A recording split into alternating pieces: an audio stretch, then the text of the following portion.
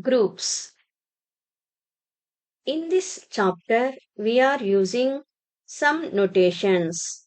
Those are n, set of natural numbers, I or z, set of integers, q, set of rational numbers, r, set of real numbers, m, set of matrices, v, set of vectors, C. Set of complex numbers.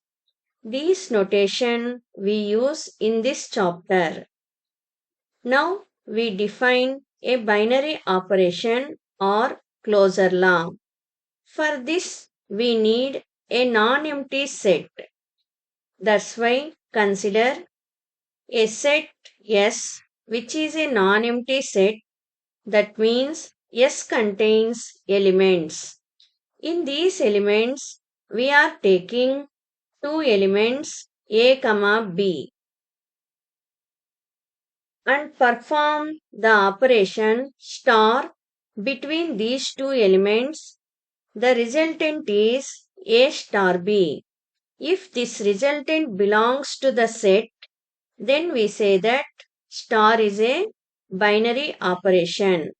If the resultant, that is A star B, does not belongs to S, then we say that star is not a binary operation. Now we see some examples on binary operation. Consider a set S 1, 2, 3, 4 up to infinity. This set is nothing but set of natural numbers. Now we check addition is a binary operation on this set. Let us take two elements 1 and 2 belongs to S. Now 1 plus 2 equal to 3, that is also an element of S. Take another two elements, those are 2 and 3. Add those two numbers, 2 plus 3 equal to 5. Again, 5 is also an element of S.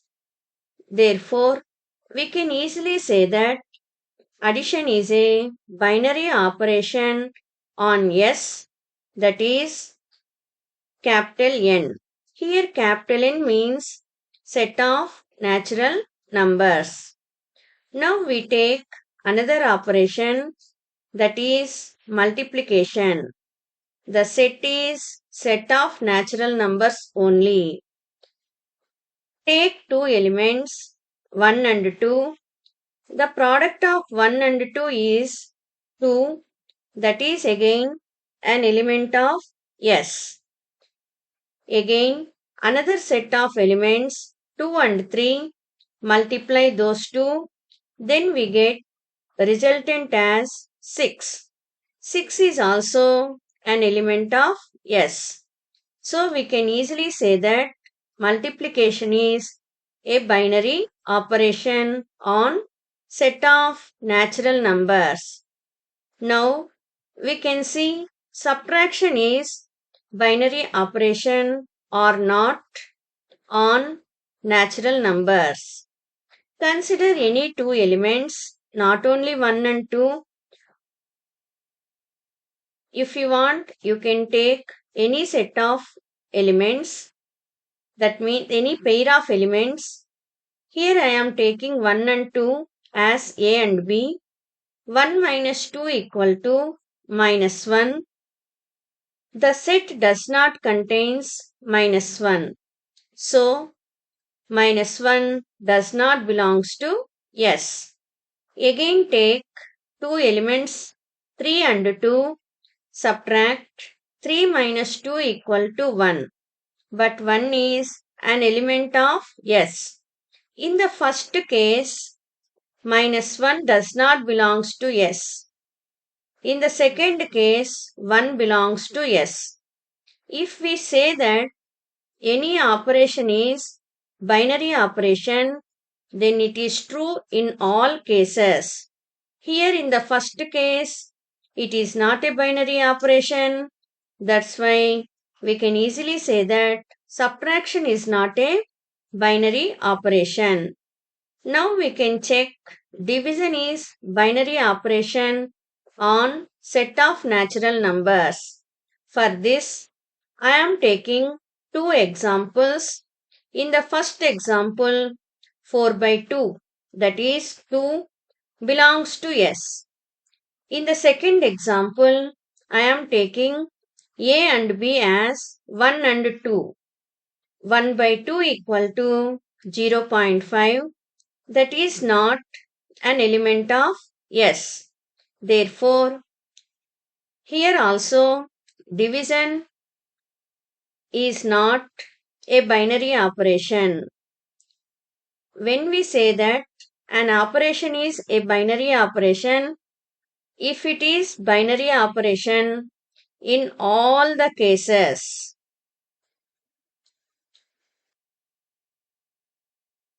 Next, I am taking the set I equal to 0 plus or minus 2 plus or minus 1 plus or minus 2 plus or minus 3 plus or minus 4. As we do in natural numbers, here also we want to take two elements and check whether addition, multiplication, subtraction and division are binary operations. We can easily say that the addition of two integers is again an integer. That's why addition is a binary operation on I. Multiplication of two integers is again an integer. That's why multiplication is also binary operation. In similar manner, subtraction of two integers is again an integer. So we can easily say that subtraction is also binary operation. But when we come to division, division is not a binary operation on the set of integers. For example, if I take 2 and 3 are two elements of I, then 2 by 3 does not belongs to I. That's why we can easily say that division is not a binary operation on set of integers. In the next example, I am taking quotient numbers. The definition of quotient numbers is the numbers which are written in P by Q form are called quotient numbers. So Q equal to P by Q. P comma Q belongs to I. That means P and Q are integers. Here compulsory the denominator is not equal to 0. If denominator equal to 0, then we get infinity. That's why Q is not equal to 0 condition is compulsory. So, addition, multiplication, subtraction, division. These four operations are binary operations on Q. If you want, you can take any two elements in Q, add them, multiply them, subtract them, divide them. Then we get an element which is belongs to Q only. Next, we move on to properties of binary operation. First one, I am taking associative law. After that, I will explain commutative law. Associative law. For this, we need three elements in the non-empty set. If A star B star C equal to A star B star C, then we can say that star is a associative. Next, identity property. Here also we are taking S as a non-empty set. In this set, we are taking one element, that is A belongs to S. If A star E equal to E star A equal to A, and also E is also an element of S. Then we say that E is identity element. Inverse element is always an element of set. Next, inverse property. Let capital S be a non-empty set. We are taking an element of S, that is A belongs to S. If A star A inverse equal to A inverse star A equal to E,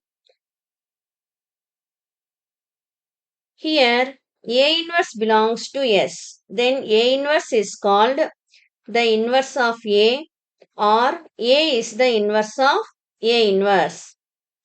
So, A inverse is also an element of S only.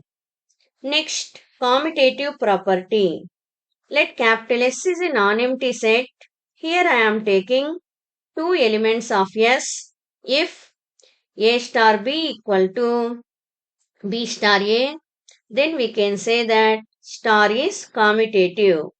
Here I am taking two elements or three elements or one element of S to define these properties. But these properties are true for all S, not only those particular two elements. Here I am taking one example, that is again set of natural numbers. This set of natural numbers is commutative and also associative. But identity element does not exist in capital N. Y means natural number starts with 1. The identity element with respect to addition is 0. This 0 is not an element of S. Therefore, we can easily say that identity element does not exist in natural numbers. Again, in the second example, here also I am taking natural numbers only, but the operation is multiplication. Here we can observe multiplication of natural numbers is commutative.